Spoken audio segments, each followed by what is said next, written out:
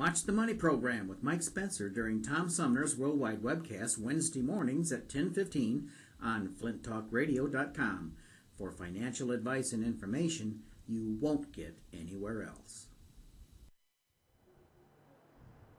Well, it has been an absolute great show so far. Before the break, that was my conversation with Jocelyn Benson, who is running for Secretary of State on the Democratic Party. She is already the nominee, and I did promise that I would try and get into this week some of the races that are a little more interesting, some of the primary contests where there's some stuff to follow, because we've got Hughes coming up with his sports segment in a little bit, but for my money, the real horse races are in politics. And we got a real good one brewing for Genesee County Commissioner, Treasurer. I was already Commissioner. At least in the primary for now, coming up on August 3rd, it's a week from today. And joining me here in the studio, we have State Senator Deb Cherry, who is term limited out of her office. She's been in the House and the State Senate. Right. And we also have from the State House of Representatives, Lee Gonzales, who is also term limited out. They are both in the Democratic primary to be decided next Tuesday who will move on as the Democratic candidate for Genesee County Board of Commissioners in the midterm election to be held in November. Now, all that being said, Deb said something to me during the break just before we went on the air that I thought was be kind of a fun jumping off place, because with a week to go, and when you're in a tough primary like you guys are, and we'll get into some of why it's tough and why it's interesting in a minute. How are you getting any work done in Lansing? Well, we haven't been. Unfortunately, I keep saying we need to be there because we need to pass a budget by September 30th, and really we should be there doing that, and we cannot seem to be doing it, and I really wish our leaders would call us back. Now, this primary is a real strange, it's not strange, it's not unusual, but it is interesting, and it is to be watched, because until the two of you announced and started pursuing these positions in this primary, you were part of the same delegation. You in the House, you in the Senate, you have a lot of the same contacts and resources and friends, and when you get into a contest like this, it starts to turn into like the family Thanksgiving dinner. It starts out real pleasant at first, but then it becomes kind of a family fight, and you split up and take sides. How much of it is that? Where you go to people and say I'm running, and you find the loyalty split of people that you would normally rely on and count on for support. Well, and I'm sure Deb has experienced this as well. People many choose to be neutral, others will choose one side or the other.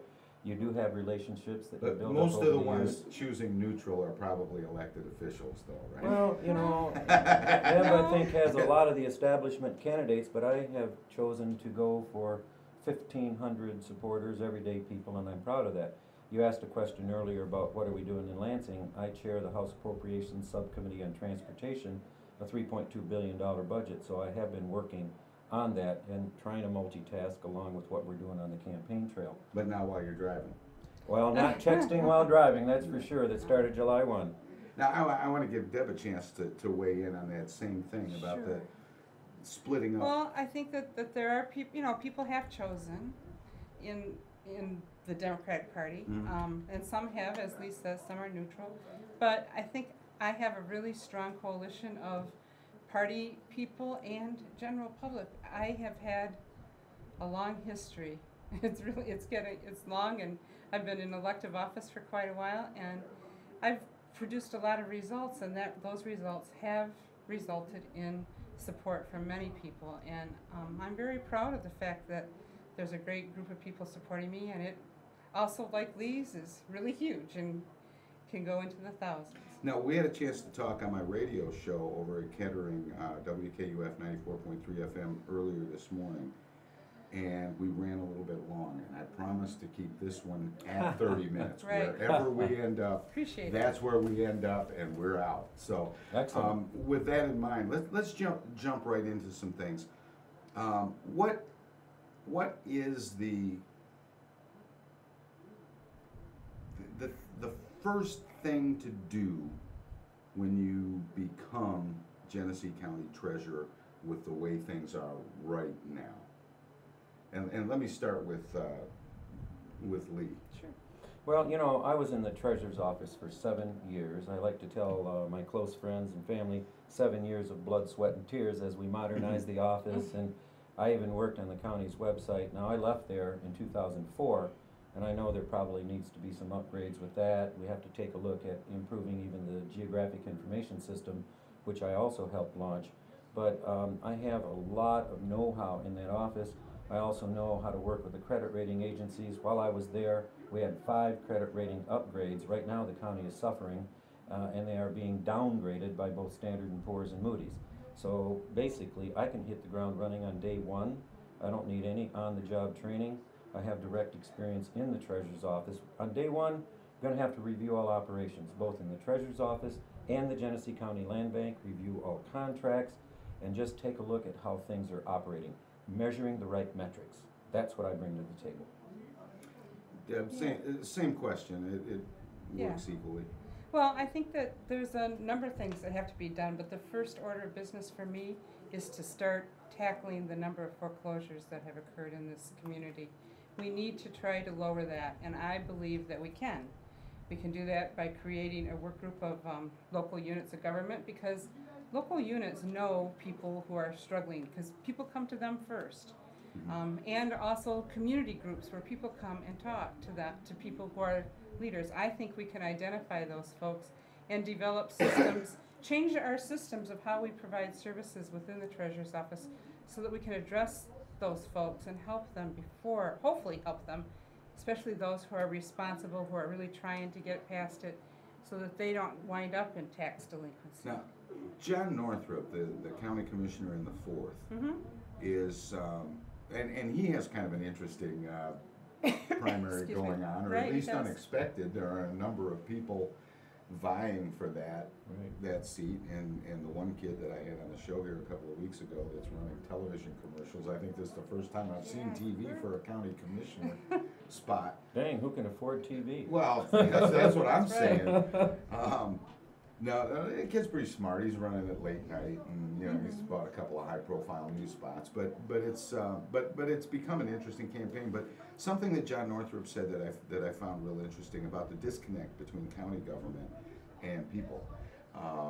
If what Tip O'Neill says is true, that all government is, or all politics is local, you know, you really have a lot of the block clubs working with county or city. Right. Council people and in the different townships with their supervisors and their trustees and whatever they call their particular positions. And the county government seems sort of like this extra layer of government between, you know, the local units and the state, or at least that's what John sort of implied in his comment, or the way that people perceive it is that they're not connected. How do you address that? How do you deal with that? Is it possible to become more in touch with people? Oh, I think it on the county level. I think it very definitely is. When I was county commissioner, I do think that people don't, especially if they live inside the city of Flint, they don't necessarily have a natural connect with their county commissioner, other than maybe for animal control problems, like you would with the city. Yeah, I think that the same thing, like with the city of Clio or Vienna Township and the city of Fenton. Some of those places feel like they're not. I don't know, because I think that it's really up to the, a lot of it's up to the local official. First of all, the county government is, to me, the state arm at the local level, because most of the services that are provided by county government are either mandated by the state, or the funding is provided by the state or federal government. It all kind of works together. So the county government is a partnership with that. I believe that we could, as a county commissioner, I worked hard to have, and I'm sure the county boards commissioners do work hard with their local units of government to keep that connect and to help whenever they possibly can for programs. And I think that's true for countywide elected officials. And really the treasurer has I believe, a responsibility to reach out to those local units of governments, not just by having monthly meetings or working with them, but also really trying to figure out, and that's what I really want to do as treasurer, identify ways where the county treasurer can help local units provide the services that they provide, and if we're sharing that, we can save money too, and that's good for the taxpayer. Yeah. You know what's interesting about Weigh it, in on the I same really, thing. being a student of government, I have a master's in public administration. I've studied at the Kennedy School of Government in the senior executive program, also ancillary training at the Center for Housing Studies, which also is very positive for me as the next treasurer of this county. I would say that county government has to truly be reorganized, and then try to use other county governments that are setting the pace, like Oakland County, Ingham County, Macomb County. Macomb County is going to a county executive form of government because you have to have a central spokesperson, and you have to have some kind of, recognized leader to speak on behalf of the county. So I believe while we have good people in the various offices across this county, we also have to get better. Any organization has to get better, and government right now, its big stress point is trying to reorganize itself, right-size itself, and try to anticipate what level of services that the citizens are demanding. It's called entrepreneurial government. I've read up a lot on this, and I think we have to really put our minds together here and just find out exactly what kind of services that citizens are willing to pay for. Across Genesee County, 22 school superintendents, 25 police chiefs, 26 fire chiefs. That's not smart. I've worked with local units of government. I've worked with private sector. I have legislation for public-private partnerships, which can bring a lot of activity economically. I work for Michigan Economic Development Corporation. All of that can be part of the focus of the treasurer. The treasurer, of course, has to work with the County Board of Commissioners in trying to write the budget. The budget's in crisis in county government, and it's going to be like that for the foreseeable future. I want to stay on this visibility of county government for just one more question, because I think if you asked most people who their county officials were, they could probably name the sheriff. Yeah, that's probably And they true. would And the probably, prosecutor. and they would mispronounce his name. Yep. And the prosecutor, I think. And they would probably get the prosecutor because they see them on television. And I do believe Reacting actually to that things. Dan Kilby was. Well, and I was gonna make the observation that Dan was pretty invisible until he started the land bank. Right. And then. We. But at that point, I think he got out in the community more and he was seen more as, I think you know. that's true. But I don't think people would remember Melvin McCree, for example. I don't think people know even that he died in office and now Rose Bugardis is in that office. Oh, I Or don't agree with that, Tom. That they would, now I'm not talking about my crowd, the armchair politics people. No, I'm I talking know. about the average person would Right. probably not know. They would know Rose Bugardis' Right. name, but not from that office. They would not know she's there. I guess I think that that's not true with just the publicity that's occurred in that office and the fights between the county commissioners and her. There has I been a think little bit of a I think that that's brouhaha there. raised the level of her, I mean, it's just raised her identity. But I do think that you're right in general, that the county government, as we've said here, is not as closely identified as you would with your city council person or Mhm. your mayor, because they, you know, every level of government kind of removes you from They their seem to everyday get further and life. further away Well, from they're- people. they're more- And the question I'm trying to work my way around to is what can be done to sort of change that, to get more in touch with people from the county level, or should you even? Is it I do is think it too elected much? I do think elected officials should do that. I think it, but I think that that's really the part of the role that, as for example, me as treasurer would play, is to, there are lots of issues where the treasurer can be an advocate and a leader that deal with home crisis. I talked a little bit earlier about title insurance Mhm. costs and home insurance. Those are things the treasurer can be a spokesperson to change, for change. And that role, I believe, is a very responsible and required role of elected officials.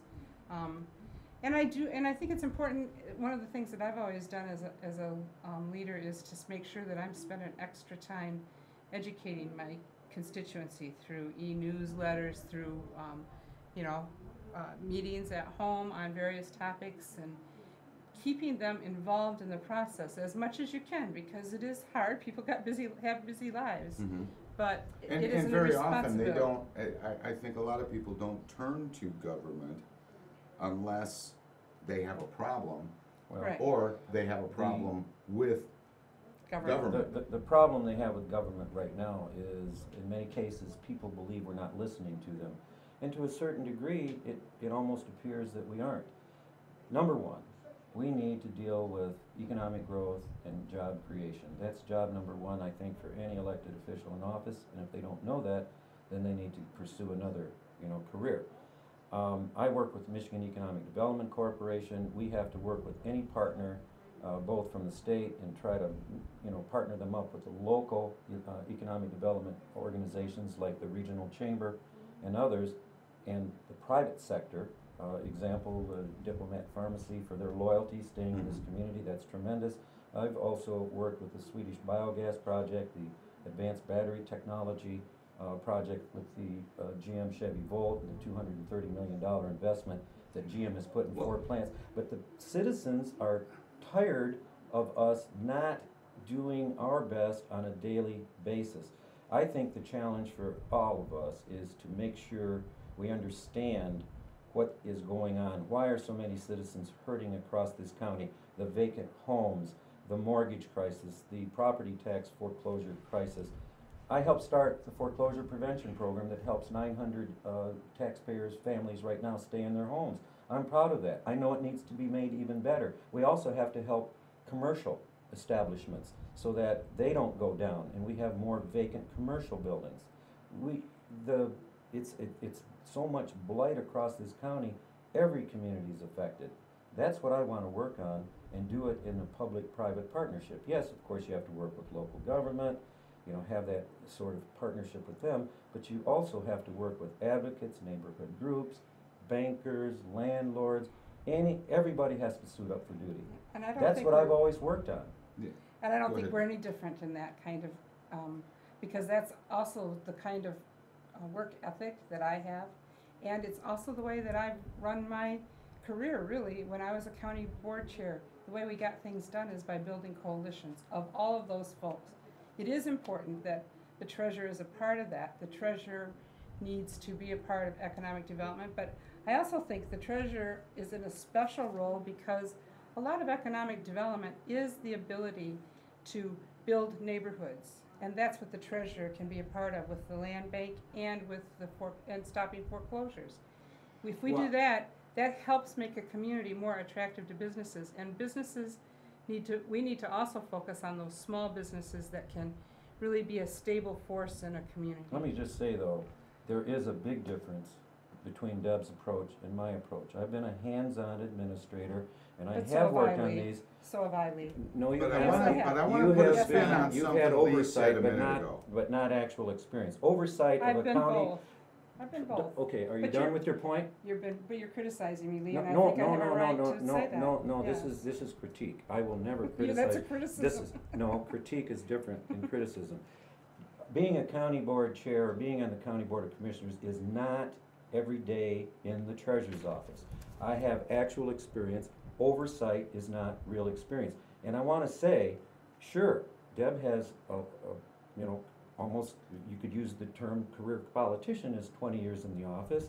And her war chest, I mean, you saw the Flint Journal today, raising money But from I don't want to get special into interests. that. Except that I really need to answer that part, because Lee, if you would All have right, if you want. completed your campaign finance report correctly, you would have had to outline all of the money that you transferred. All of it's done. No, it's not. You didn't, All of it's done. you did not talk about all the money that you transferred. You did not itemize it. It would have been very similar to this. You're not on It would have point. been very You're not on point. It is the same Well, I thing. wanna I get- didn't I wanna raise get back 83 to- grand. I didn't raise 83,000. 43,000 from lobbyists. I want to And you get. got 20,000 from lobbyists. Okay. I want to get back to a point that you made about job one being about job growth and economic development. Because it would seem to me, one of the things that people are the most frustrated about is that job one is living within your means and figuring out how to live within your means. In any household budget, the minute the money goes down, you start restructuring what you spend because you can't afford the things you've gotten used to affording. Right. And it seems to me that that's not what people are hearing. I don't know how well government can create and retain jobs.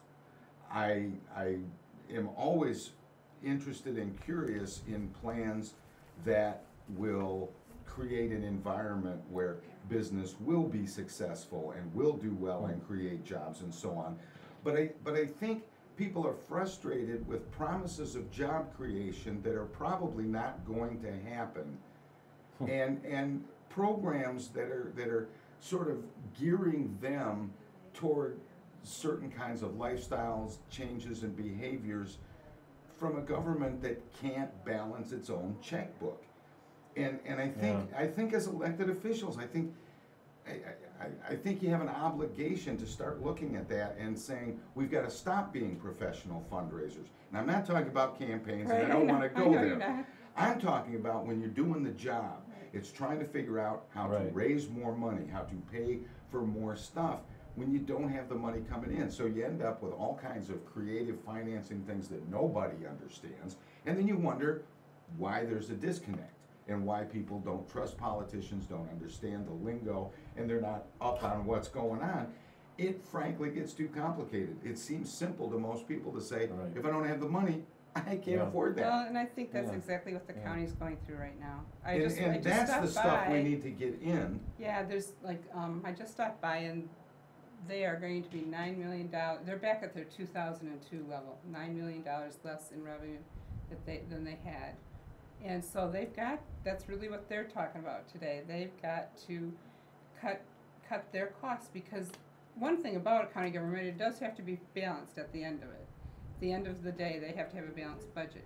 Now, what they have to do also is try to grow back it's not that they have to try, they have to grow back their fund balance, because they have used too much of it recently, and that needs to happen. Those are things that the county board really has to work on, and the treasurer should be an advisor to them as they do that. And that's what He's I got actually, that she stole my answer smile but on his it's face. it's no stealing answer. I only want to say that because really this is one of those difficult times where you're both very aligned philosophically. But we should get into and talk about skill sets and aptitude and some of those things, because I wonder, Deb has had numerous positions that are legislative in nature, and Lee has had several jobs. He's recently been in the legislature, but they have been more in the office kinds of jobs. Except Is Tom. there a comparison to Tom. be I think made this there? one, Except Tom, let me was just my finish turn. She's that. been I been just want you dominating to the know. first answer for the last 2 times. I just want you to know that I worked for That's- 20 years in Okay. I think it's my administrative turn. work. All right, and we'll get back to that, Okay. Deb, too, but it is I- Lee's turn. I Right. have always recognized George Washington wrote the 110 Rules of Civility at the age of 14, and I do, we go back, Deb and I, since 1978, so we're very civil to one another. But it is my turn. And I did help with 5 credit rating upgrades when in the office, so I've worked with Standard & Poor's officials. We've hosted them, taken them through different neighborhoods, both in Flint and the Out County, when we used to have over 2,000 housing starts for about $440 million of value annually, which added to our taxable value. And we have done quite well in that office at a particular point. What we learned from the officials at these credit rating agencies, you must have a 20% fund balance. So the commissioners have let that slip. They put that into operations. That over $20 million fund balance has decreased down to $5 million, and that's why the downgrade is occurring. And that's tough for the county government, and it's tough for our citizens, makes borrowing of money more expensive, and it's gonna be a while till we can have a positive fund balance growth. We know, everyday people out there see the more abandoned houses in their neighborhoods, They know that there are shuttered businesses, and that's not gonna turn around right away. But we can come up with some solutions. We can. You know, working with all of our economic development partners, Michigan Economic Development Corp., I've done that kind of stuff. I'm a hands-on kind of person. I've worked with foundations. I've written proposals that were competed, not just proposals that are, you know, you're gonna get your fair share in an agency. Those are, you know, those are ABC proposals. I've done the A through Z proposals, where you're competing against other communities, and I helped bring in that $25 million Job Corps project on North Saginaw. And I also wrote the proposal to the Mott Foundation for the Genesee County Land Bank, the planning grant in '01, which was $291,000, and also the 3-year program grant to put all the ingredients together, the guidelines together, the $890,000 that was going to really put together what became today called the Genesee County Land Bank, originally the Land Realization Council under the Urban Cooperation Act. That's the stuff I bring to the table. Deb, it's your turn to start with skill sets, and you want to work your way into credentials too, that's fine. Sure, thanks. Well, likely I graduated from the University of Michigan at Flint with a master's in public administration, and I worked for almost 15 years, or probably more than 15, in the aging field, in which I was an administrator, and I did write grants that were competitive, and I monitored and evaluated agencies in terms of how they spent federal and state dollars, so that to make sure that they were in compliance with the law and that they were doing their job. Now, I have been an elected official for 20 years almost, and that, I believe, has brought me even more skill sets. I have that basic, as I said, administrative skill set, and I've done all of those things that Lee has talked about. I also have been a leader in the County Board of Commissioners, of course, and that brought me in daily contact with all of the departments, including the treasurers, in which I did provide oversight, and oversight is a real responsibility. If there are problems, the folks that are doing the oversight make the decisions about how that will be dealt with. Now, I also, at that time, I was involved with the retirement board, because as the chair of the county, I served on the retirement board, and I oversaw through that the investments that were going through both the county and the retirement commission. And that's provided some very good skills for the treasurer's office, because I understand the need to have a strong and viable investment policy that makes sure that the money of our people, the tax dollar, is protected. All of those skills, plus the skills that I've had in creating coalitions. I've also worked for the Chamber of Commerce, the Genesee Chamber of Commerce, and the University of Michigan Flint. Wrote grants for the University of Michigan Flint so that the Child Care Center was developed, along with the Health Care Center. And I've also brought money into this community through my legislative experiences. Money for Hurley Medical Center. Again, money for both U of M Flint and Mott Community College. Those are all things that I think are strong. They help, I believe, that my skill set in bringing people together, all those people that Lee talked about in terms of solving problems, I've been able to do that through my 20 years, and I will continue to do that as treasurer. I believe I'm the best choice.